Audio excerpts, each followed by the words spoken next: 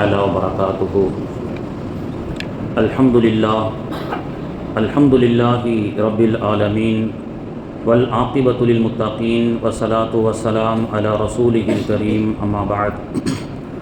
قال الله تبارك وتعالى في كلامه القديم وفي الفرقان المجيد: أعوذ بالله من الشيطان الرجيم بسم الله الرحمن الرحيم.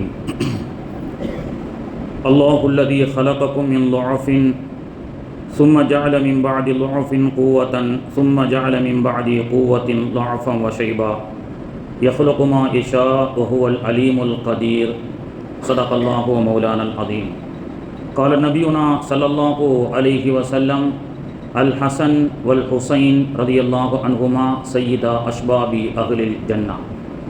وقال رسول الله صلى الله عليه وسلم أيضا: الشباب شعبة من الجنون أو كما قال عليه والصلاة والسلام. அளவற்ற அருளாளனும் நிகரற்ற அன்புடையோனுமாகிய எல்லாம் வல்ல அல்லாஹுவின் திருநாமத்தால் போற்றி துவங்குகிறேன். கண்மணி நாயகம் முத்து முஹம்மது முஸ்தபா ரசூலுல்லாஹி ஸல்லல்லாஹு அலைஹி வஸல்லம் அன்னாருடைய ஷஃபாஅத்தை பெறக்கூடிய பாக்கியத்தை மறுமையிலும், அன்னாருடைய துஆவை பெறக்கூடிய பாக்கியத்தை இம்மையிலும் வல்ல ரஹ்மான் நாம் அனைவர்களுக்கும் நசீபாக்கி தருவானாக. ஆமீன் யா ரப்பல் ஆலமீன். புனிதமான இந்த ஜும்மாவுடைய தினத்தினுடைய பரக்கத்தை கொண்டு அல்லாஹு தாலா நாம் அனைவர்களுக்கும் நீண்ட ஆயுளையும் நிறைவான செல்வத்தையும் சரீர ஆஃபியத்தையும் தந்து அருள் புரிவானாக. ஆமீன். கண்ணியத்திற்குரிய அல்லாஹுவின் நல்லடியார்களே, அல்லாஹு தாலா மனிதனுடைய வாழ்க்கையை, வாழ்வின் பருவத்தை 3 வகையாக பிரித்து அருள்மறையிலே சொல்லி காட்டுகின்றான். ஒரு மனிதனுடைய வாழ்வை 3 பிரிவுகளாக பிரித்து 3 பருவங்களாக பிரித்து அல்லாஹு தஆலா அருள்மறையிலே சொல்லி காட்டுகின்றான். அல்லாஹுல்லதீ ஹலகக்கும், அல்லாஹு தான் உங்களை படைத்தான், மின் லுஅஃபின் பலகீனமான நிலையிலே, சும்ம ஜஅல மின் பஅதி லுஅஃபின் குவா, பலகீனமான குழந்தை பருவத்திலிருந்து கூவத்தான வாலிப பருவத்தை, சக்தி வாய்ந்த பருவத்தையும் அவனைத்தான் கொடுத்தான்.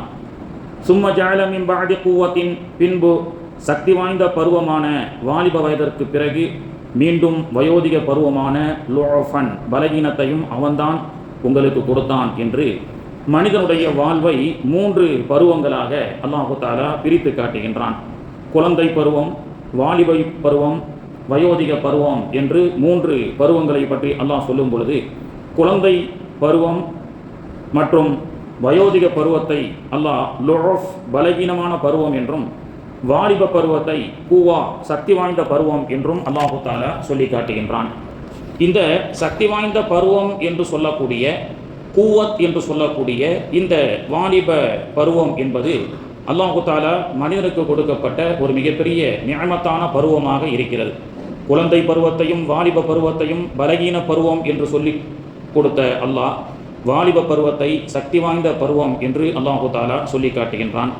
நபிகள் நாயகம் ஸல்லல்லாஹு அலைஹி வஸல்லம் அவர்கள் தன்னுடைய 40வது வயதிலே இந்த பிரபஞ்சத்திற்கு நுபுவத்தை பிரகடனப்படுத்தப்படும் பொழுது மக்காவில் இருக்கக்கூடிய எல்லாரையும் அழைத்து அல்லாஹுடைய தூதர் ஸல்லல்லாஹு அலைஹி வஸல்லம் அவர்கள் சொன்ன அந்த பிரச்சாரத்தை பற்றி அல்லாஹு தஆலா குர்ஆனிலே சொல்லி காட்டுகின்றான். எல்லா மக்காவாசிகளையும் திரட்டி தன்னுடைய குலம், கோத்திரம், சொந்த பந்தங்கள் அனைவரையும் அல்லாஹுடைய தூதர் ஸல்லல்லாஹு அலைஹி வஸல்லம் அவர்கள் முன்னிறுத்தி அவர்கள் ஒரே ஒரு உதாரணத்தை தன்னுடைய வாழ்நாளிலிருந்து எடுத்து சொல்லி காட்டுகின்றார்கள். லா இலாஹ இல்லல்லாஹ், இறைவன் ஒருவன்தான், நீங்கள் நினைப்பதை போன்று, நீங்கள் வணங்குவதை போன்று பல இறைவன் இல்லை என்ற இந்த ஏகத்துவ முழக்கத்தை பெருமானார் அவர்கள் சொல்வதற்கு முன்பு அந்த மக்காவாசிகளுக்கு அல்லாஹுடைய தூதர் அவர்கள் சொன்ன வார்த்தை, ஃபகத் லபிஸ்து ஃபீக்கும் உம்ரம் மின் கபலிஹி அஃபலா தாக்கிலூன், 40 ஆண்டுகளாக கடந்த இளைஞர் பருவத்திலிருந்து, சிறு பருவத்திலிருந்து என்னை நீங்கள் பார்த்து வருகிறீர்கள்.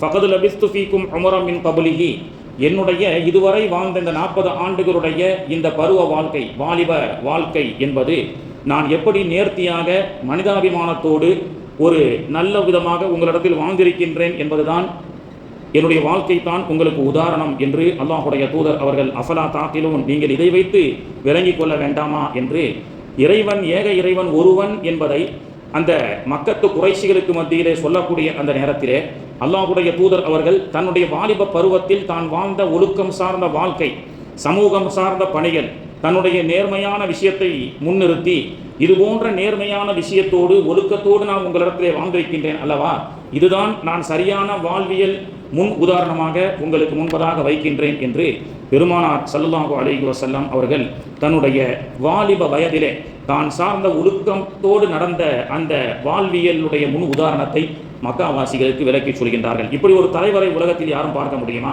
என் வாலிப வயசை பார்த்தீர்களா? ஏதேனும் என்னுடைய வாலிப வயசில் இது போன்ற ஒரு தவறு செய்தேன், மானக்காடான செயல் செய்தேன் என்று என்னுடைய வாழ்நாளில் நீங்கள் பார்க்க முடியாது. என்னுடைய வாலிபம்தான் நான் நன்னெறியை போதிக்கின்றேன் என்பதற்குண்டான சான்றிதழ் என்று சொல்வதற்கு உலகத்தில் எந்த தலைவரும் சொல்ல முடியாது. ஆனால் மாநபி ஸல்லல்லாஹு அலைஹி வஸல்லம் அவர்கள் சொன்னார்கள், என்னுடைய வாலிப பருவம் என்ற என்னுடைய இந்த 40 ஆண்டுகளுடைய வாழ்க்கை தான் உங்களுக்கு முன் உதாரணம் என்று பெருமானார் அவர்கள் மக்கத்து குறைஷிகளுக்கு மத்தியிலே ஏகத்துவத்தை சொல்லும் பொழுது தன்னுடைய வாழ்வியல் உதாரணத்தை சொல்லி இந்த மார்க்கத்தை மக்களுக்கு மத்தியிலே பிரகடனப்படுத்துகிறார்கள். கண்ணியத்திற்குரியவர்களே, வாலிப பருவம் என்பது சமூகம் சார்ந்த நேர்வழி, நன்னறி, ஒழுக்கம் உடையவர்களாக இந்த சமூகத்தை உருவாக்க வேண்டும் என்று பெருமானார் ஸல்லல்லாஹு அலைஹி வஸல்லம் அவர்கள் உருவாக்கினார்கள். உலகத்தில் ஒரு தலைவர் என் வாலிப வயதும் நான் நேர்மையாக வாழ்ந்திருக்கின்றேன், என்னோடு சேர்ந்த சஹாபாக்களான வாலிபர்களையும் நல்ல முறையில் நான் உருவாக்கி இருக்கின்றேன் என்று முன் உதாரணத்தை இந்த உலகத்திற்கு பெருமானார் ஸல்லல்லாஹு அலைஹி வஸல்லம் அவர்கள் சொல்லி காண்பிக்கின்றார்கள். மக்காவிலேயே செல்வ செழிப்போடு வாழ்ந்த முஸ்அப் இப்னு உமைர் ரலியல்லாஹு அன்ஹு என்ற சஹாபி நமக்கெல்லாம் தெரிந்திருக்கும்.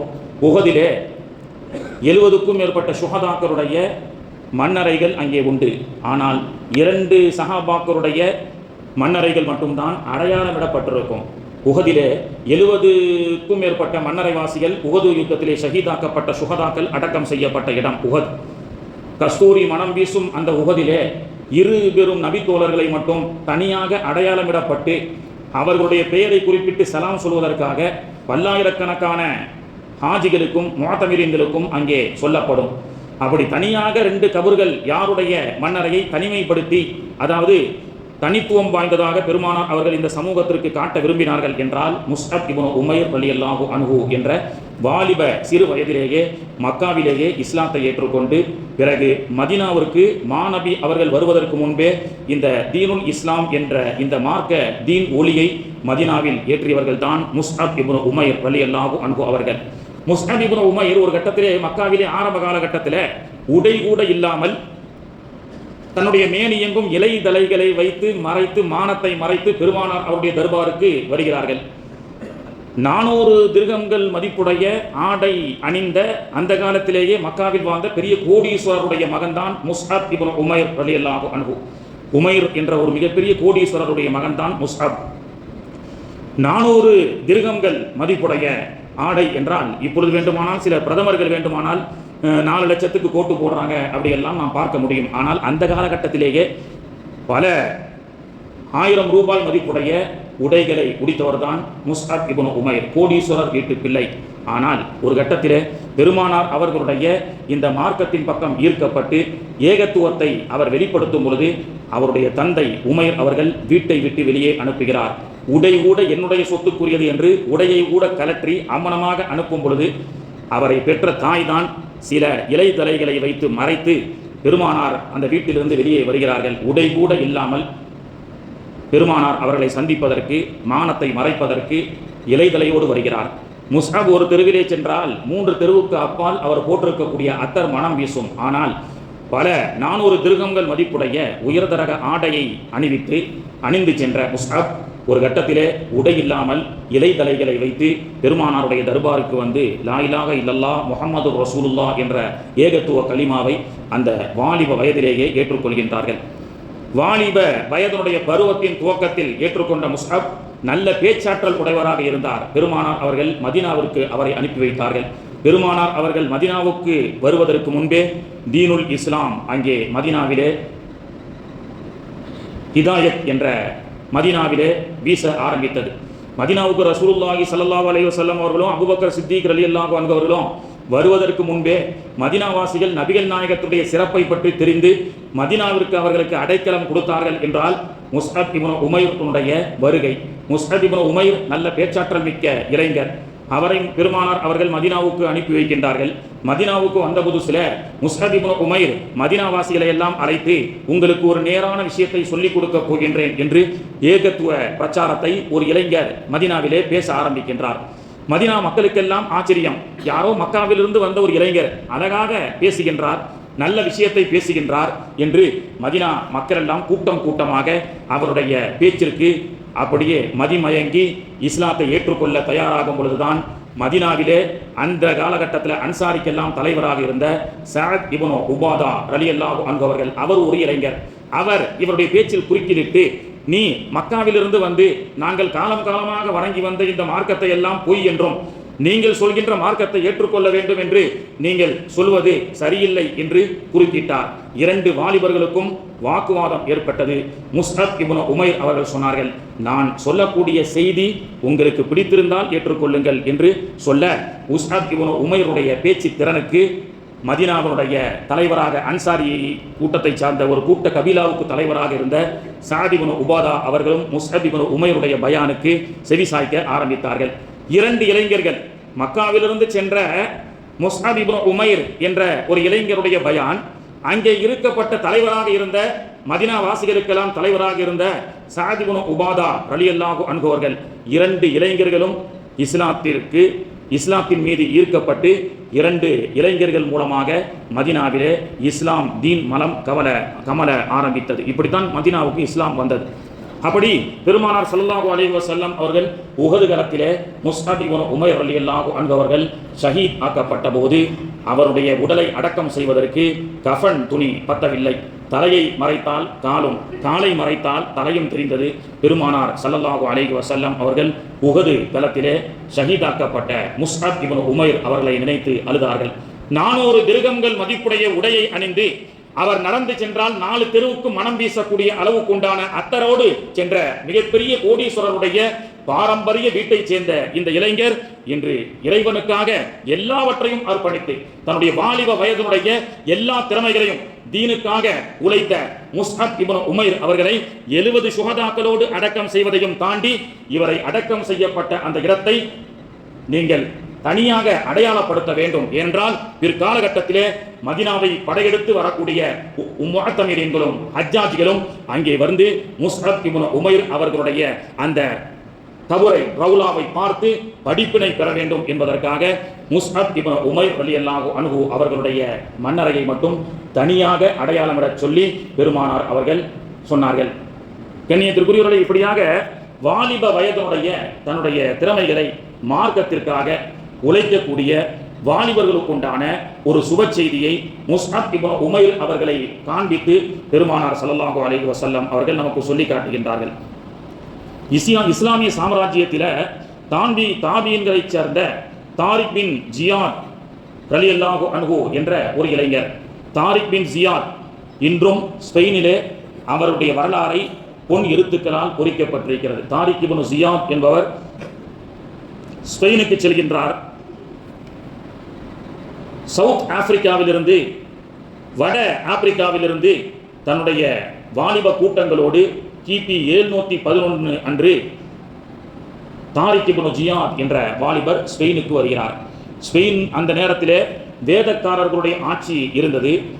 தாரிக் இப்னு ஜியாத் ரலியல்லாஹு அன்ஹு அவர்களும் அவர்களோடு சேர்ந்த வாலிபர்களுடைய அந்த ஒழுக்கத்தை பார்த்து வேதக்காரர்கள் எல்லாம் இஸ்லாத்திற்கு மாறினார்கள். ஸ்பெயின் இஸ்லாமிய சாம்ராஜ்யத்திற்கு வந்தது. இஸ்லாமிய சாம்ராஜ்யத்திற்கு தாரிக் இப்னு ஜியாத் அவர்களை பார்த்து வந்தது. வேதக்காரர்களுடைய மிகப்பெரிய பாதிரிமார்கள் எல்லாம் சொன்னார்கள், தாரிக் இப்னு ஜியாத் அவர்களையும் அவர்களோடு வந்த இஸ்லாமிய அந்த வாலிப கூட்டத்தை பார்த்து அன்றைய வேதக்காரர்களுடைய பாதிரிகள் எல்லாம் சொன்னார்கள், இவர்கள் எல்லாம் இளைஞர்களா, வாலிபர்களா, அல்லது வானத்தில் இருந்து இறங்கிய வானவர்களா என்று கேட்கக்கூடிய அளவுக்கு அவர்களுடைய ஒழுக்கம் அந்த ஸ்பெயினை கவர்ந்தது. வேதக்காரர்களுடைய ஆட்சி மாறி இஸ்லாமிய சாம்ராஜ்யமாக ஸ்பெயின் 200 ஆண்டுகள் இஸ்லாமிய சாம்ராஜ்யத்திலே ஸ்பெயின் உருண்டோடியது. வேதக்காரர்கள் எப்படியாவது இந்த ஸ்பெயினை நாம் மீண்டும் கைப்பற்ற வேண்டும், கிறிஸ்தவ ஆட்சியை நிலைநாட்ட வேண்டும் என்று சுமார் 500 உறவாளிகளை ஸ்பெயின் நாட்டிற்குள் அனுப்பி இந்த ஸ்பெயினில் எப்படியாவது மீண்டும் கிறிஸ்தவ சாம்ராஜ்யத்தை நிலைநாட்ட வேண்டும் என்று 500 உளவாளிகளை கிறிஸ்தவர்கள் அனுப்பினார்கள்.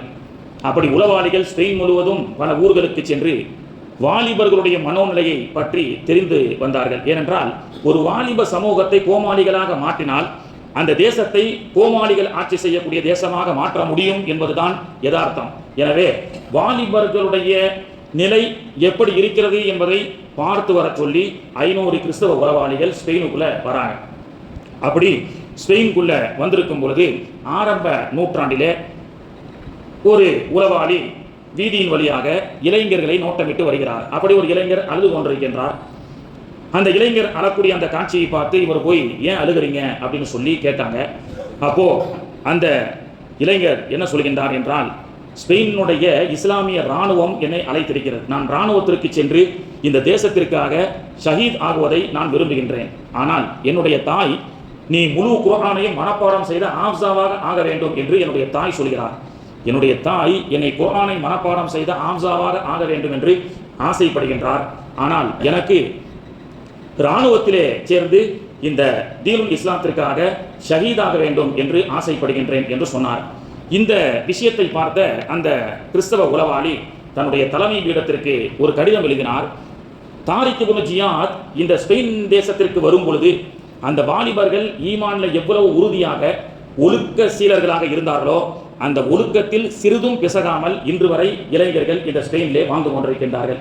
எனவே இப்படிப்பட்ட ஈமான் உடைய இளைஞர்கள் இருக்கும் வரை இந்த ஸ்பெயினை நம்மால் ஆட்சி செய்ய முடியாது. இந்த ஸ்பெயினுடைய சாம்ராஜ்யத்தை, இஸ்லாமிய சாம்ராஜ்யத்தை நம்மால் வீழ்த்த முடியாது என்று 500 உளவாளிகளும் வாலிபர்களுடைய மனோநிலை நல்ல ஒழுக்கத்தோடு வாழ்கிறார்கள், குர்ஆனோடு வாழ்கிறார்கள். தாரிக் இப்னு ஜியாத் எப்படி அந்த ஸ்பெயின் தேசத்திலே வந்து மார்க்கத்தினுடைய பிரச்சாரத்தை செய்து ஒழுக்கத்தோடு வாழ்ந்தார்களோ, இவர்கள் வாலிபர்களா வானத்தில் இருந்து வந்த வானவர்களா என்று மக்கள் ஆச்சரியத்தோடு பார்க்கப்பட்ட அதே ஒழுக்கத்தினுடைய சூடு வாலிபர்களுடைய வாழ்வில் இன்னும் குறையவில்லை என்று மீண்டும் திரும்பிச் சென்றார்கள்.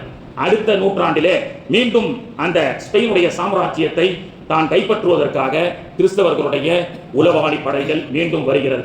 அப்படி வரும் பொழுது அதே போன்று ஒரு உளவாளி ஊரிலே உறவு வந்து கொண்டிருக்கும் பொழுது அதே போன்று ஒரு வாலிபர் அழுது கொண்டிருக்கின்றார். அந்த வாலிபரை பார்த்த அந்த கிறிஸ்தவ உளவாளி, ஏன் அழுகிறீர்கள் என்று சொன்னார். அப்பொழுது அந்த வாலிபர் சொன்னார், நான் ஒரு பெண்ணை காதலிக்கிறேன், நான் ஒரு பெண்ணை காதலிக்கின்றேன், அந்த பெண்ணை திருமணம் முடிக்க ஆசைப்படுகின்றேன், ஆனால் என்னுடைய பெற்றோர்கள் அதற்கு ஒற்றுக்கொள்ளவில்லை என்று சொன்னார்.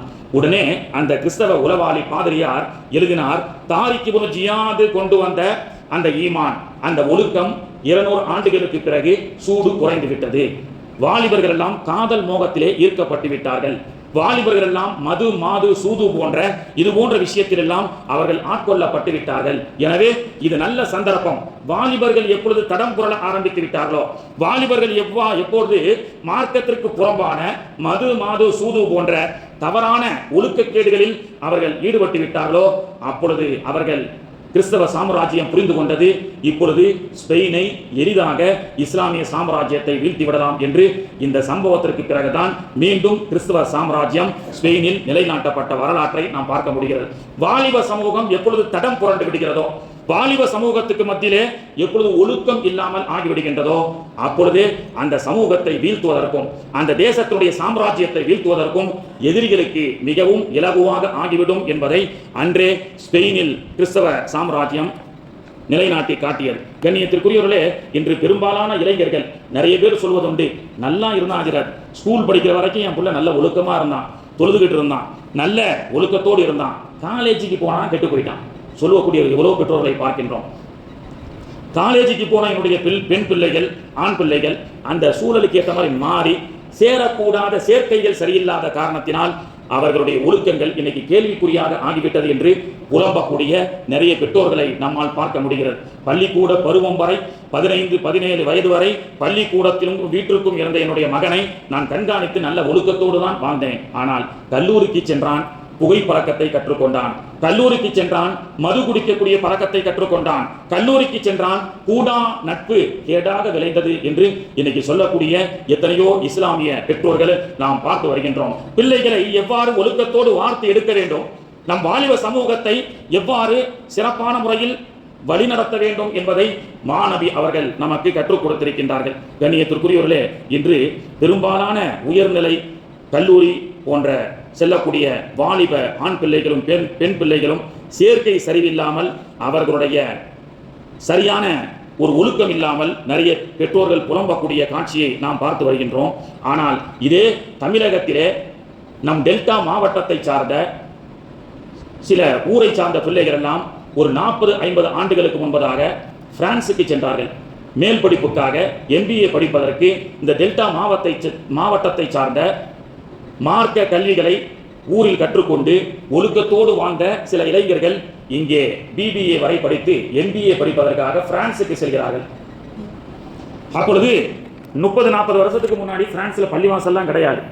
இங்கே இருந்து ஓரம்சாரமாக மதரசாவிலே கலிமாவை படித்துக்கொண்டு தொழுகையை கற்றுக்கொண்ட இளைஞர்கள் மேல் படிப்புக்காக MBA படிப்பதற்கு பிரான்சுக்கு செல்லும் பொழுது பிரான்சினுடைய கலாச்சாரம் பேரளவில் மட்டும் இஸ்லாம், வாலிப தன்னுடைய சக காலேஜ் மாணவர்களுக்கெல்லாம் தொழுகை இல்லை, ஆனால் முஸ்லீம் பெயர் இருக்கிறது.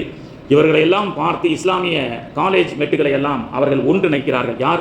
தமிழகத்தை சார்ந்த, குறிப்பாக டெல்டா மாவட்டத்தை சார்ந்த கடலோர பகுதியில் இருக்கக்கூடிய அதிராம்பட்டினம் போன்ற இது போன்ற நல்ல ஊர்கள், இஸ்லாமிய மனம் கவலும் ஊர்களிலே மதரசாவிலே பயின்று கொண்டு அத்தோடு மேல் படிப்புக்கு வெளிநாட்டுக்கு சென்ற ஓரிரு வாலிபர்கள் அப்பொழுது பிரான்சுக்கு சென்று அந்த யூனிவர்சிட்டியிலே இருக்கக்கூடிய இஸ்லாமிய வாலிபர்களை எல்லாம் கணக்கெடுத்து அவர்களை எல்லாம் தொழுகைக்காக அழைக்கின்றார்கள். பிரான்ஸில் அந்த யூனிவர்சிட்டியில முதலாக ஜும்மா தொழுகைக்கு பர்மிஷன் கேட்டு இஸ்லாமிய மாணவர்கள் எல்லாம் ஜும்மா தொழுகை நடத்துகின்றார்கள். இப்படியாக ஜும்மா தொழுகையும் 5 வக்து தொழுகையும் நடைபெற்ற அந்த யூனிவர்சிட்டியிலே நடைபெற்ற அந்த பிரான்ஸ் தான் பிறகு அந்த வாலிப மாணவர்கள் எல்லாம் படித்து முடித்து தங்கள் நாட்டிலே தங்களுடைய ஊருக்கு சென்றதற்கு பிறகு ஒவ்வொரு பள்ளிவாசல்களை உருவாக்கி தாவா பணிகளை செய்ய ஆரம்பித்தார்கள். இன்று அந்த வாலிபர்கள் செய்த அந்த புரட்சி, மார்க்கத்தினுடைய நன்னெறியினுடைய போதனை செய்த அந்த காலேஜ் என்பது அவர்கள் மேல் படிப்பு MBA மட்டும் படிக்கவில்லை. இன்று பிரான்ஸில் 1500 பள்ளிவாசல்களும் அதிகமாக இன்னைக்கு பிரான்ஸிலே இருந்து கொண்டிருக்கின்றது. 1500 பள்ளிவாசல்கள் ஒரு பிரான்ஸ் தேசத்திலே, ஐரோப்பிய நாட்டிலே உருவாகி இன்று சிறப்பான முறையில் நடைபெற்றுக் கொண்டிருக்கின்றது என்று சொன்னால் அதற்கு காரணம் யார்? இங்கே மார்க்கத்தை கற்றுக்கொண்ட சில இளைஞர்கள், டெல்டா மாவட்டத்தை சார்ந்த சில இளைஞர்கள் அங்கே சென்று மார்க்கம் போதனை செய்து அந்த நன்னெறியை போதித்தனுடைய பரக்கத்தை கொண்டு பிரான்ஸில் 1500 பள்ளிவாசல்கள் இருக்கிறது. இன்று பிரான்ஸ், ஐரோப்பியாவை பற்றி நிறைய பேசுகின்றோம். ஐரோப்பிய நாடுகள் வரலாறு காணாத தீவிர வெப்ப அலையை சந்தித்து வருகிறது.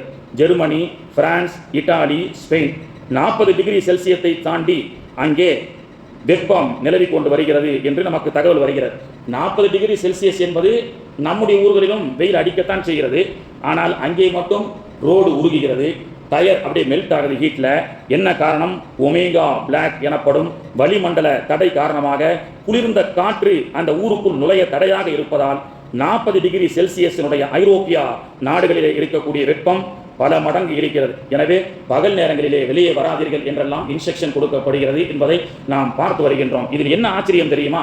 உலகமெங்கும் இஸ்லாமிய தீவிரவாதம், இஸ்லாமிக் டெரரிசம் என்று போதித்துக் கொண்டிருக்கக்கூடிய ஒரு போதனை ஒரு பக்கம், இஸ்லாம் என்ற தீவிரவாதம், இஸ்லாமிய டெரரிசம் அப்படியெல்லாம் பேசப்பட்டு கொண்டிருக்கக்கூடிய உலக மீடியாக்களுக்கு மத்தியிலே இன்று பிரான்சிலே ஒரு நிகழ்வு நடந்திருக்கிறது.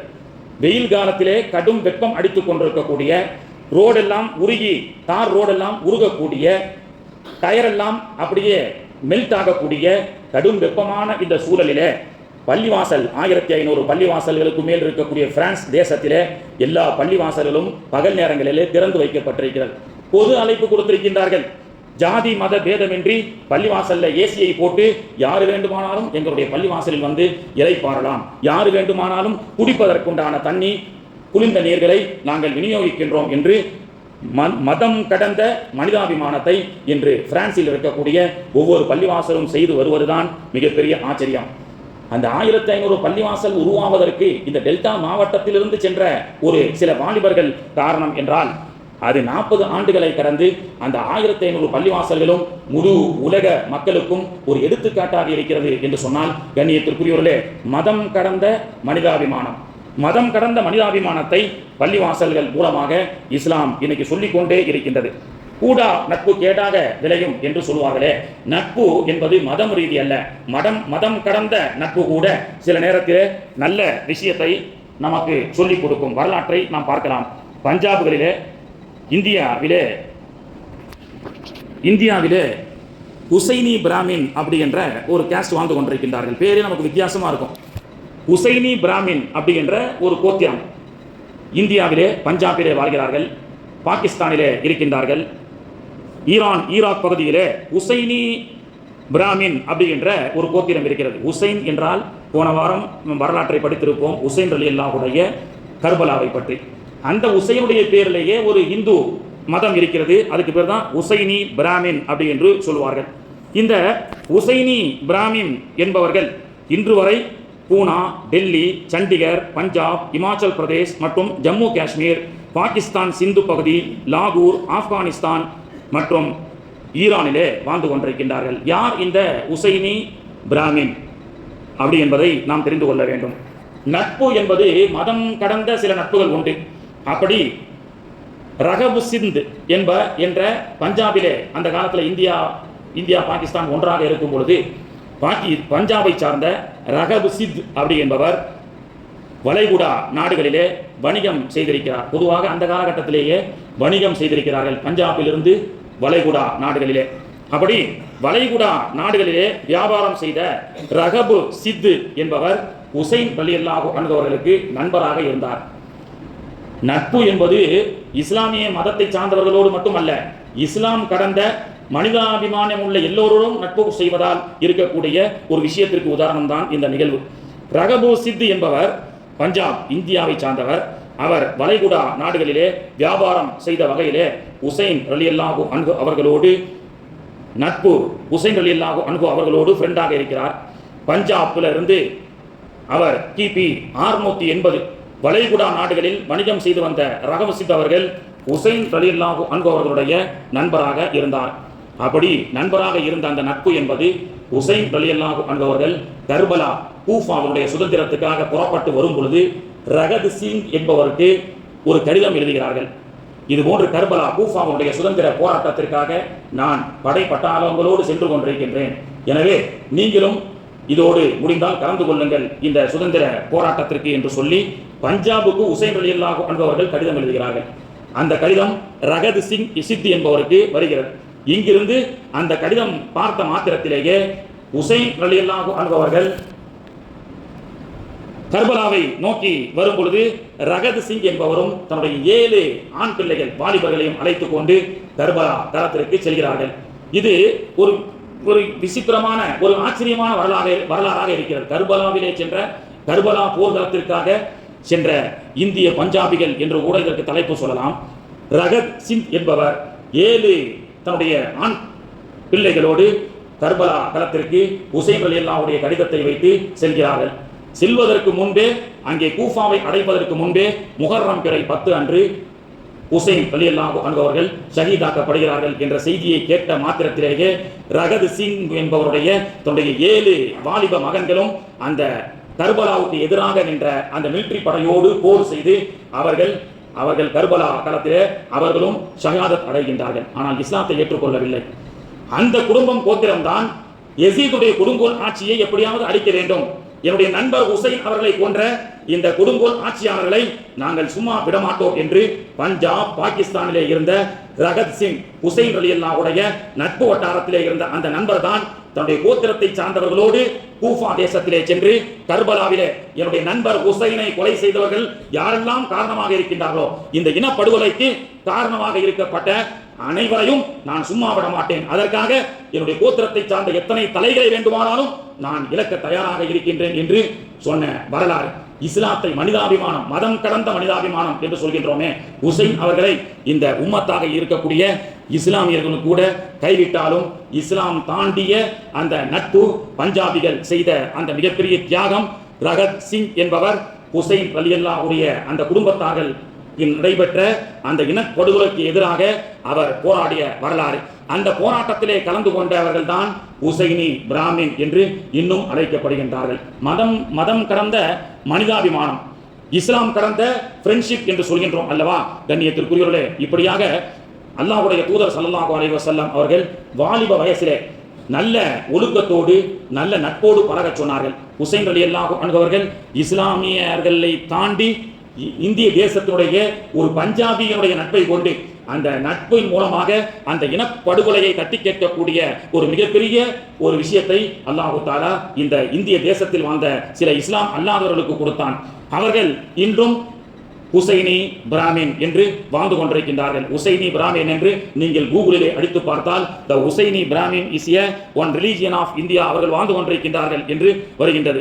ரஹத் Singh that fought for Imam Hussain in the 680 battle of Karbala என்று இன்னைக்கு அந்த வரலாறை இன்னைக்கு கூகுளும் சொல்லி காட்டிக் கொண்டிருக்கின்றது. கண்ணியத்திற்குரியவர்களே, மதம் கடந்த அல்லாஹ் தஆலா ஒரு விஷயத்தை சொல்லுவான், யா அய்யுஹல்லதீன ஆமனு, ஓ ஈமான் கொண்ட மக்களே, கூனு மஅஸ் சாதிகீன், நல் மக்களோடு சேர்ந்து இருங்கள். யாரோடு ஃப்ரெண்ட்ஷிப் வைக்கணும் அப்படின்றத அல்லாஹ் தஆலா குர்ஆனிலே சொல்லி காட்டுவான். கூடா நட்பு கேடாக விளைகிறது. கல்லூரிக்கு செல்லக்கூடிய நம்முடைய வாலிப பிள்ளைகள் சேராத கூடாத நட்புகளோடு சேர்ந்து பல தவறான பழக்கங்களுக்கும் மானக்கேடான வழிகேடான விஷயத்திற்கும் அடிக்டாகி கெட்டு போகக்கூடிய இந்த காலகட்டத்திலே எந்த சூழலிலே நம்முடைய பிள்ளைகள் செல்கின்றார்களோ அந்த சூழலுக்கு ஏற்ற மாதிரி அவர்கள் மாறக்கூடாது. அந்த சூழலை இவர்களால் ஒழுக்கமான சூழலாக மாற்றி அமைக்கக்கூடிய நல்ல வாலிப பிள்ளைகளை நாம் உருவாக்க வேண்டும். அல்லாஹ் தஆலா தௌஃபீக் செய்து அருள் புரிவானாக. நம் சமூகத்தினுடைய வாலிபர்களுக்கு நல்ல ஒழுக்கத்தை அல்லாஹ் தஆலா தந்து அருள் புரிவானாக. ஈமானை அல்லாஹ் தஆலா தந்து அருள் புரிவானாக. நல்ல நட்பை அல்லாஹ் தஆலா தந்து அருள் புரிவானாக. அல்லாஹ் தஆலா அல் ஹசன் வல் ஹுசைன் ரலியல்லாஹு அன்ஹுமா சய்யிதா அஷ்பாபி அஹ்லில் ஜன்னா, சொர்க்கத்திலே வாலிபர்களுக்கெல்லாம் தலைவர் என்று சொன்ன ஹசன் ஹுசைன் ரலியல்லாஹு அன்ஹு அவர்களுடைய தலைமையின் கீழ் நம் சமூகத்தில் அல்லாஹ் எல்லாருக்கும் ஆயுளை நீட்டி தரட்டும். வாலிப வயதிலேயே வஃபாத் ஆகக்கூடிய மர்ஹூம்கள், வஃபாத் ஆகி அடங்கியிருக்கக்கூடிய நம்ம பள்ளிவாசலை சுற்றி அடங்கியிருக்கக்கூடிய நம்முடைய குடும்பத்தை சார்ந்த வாலிப மர்ஹூமின்களுக்கெல்லாம் சய்யிதனா ஹசன் ஹுசைன் ரலியல்லாஹுடைய தலைமையிலே சொர்க்கத்திற்கு செல்லக்கூடிய பாக்கியத்தை அல்லாஹ் தஆலா தந்து அருள் புரிவானாக. வாக்ரு தஅவானா அல்ஹம்துலில்லாஹி ரப்பில் ஆலமீன். அஸ்ஸலாமு அலைக்கும் வரஹ்மத்துல்லாஹி வபரகாத்துஹு. சுன்னத்துல்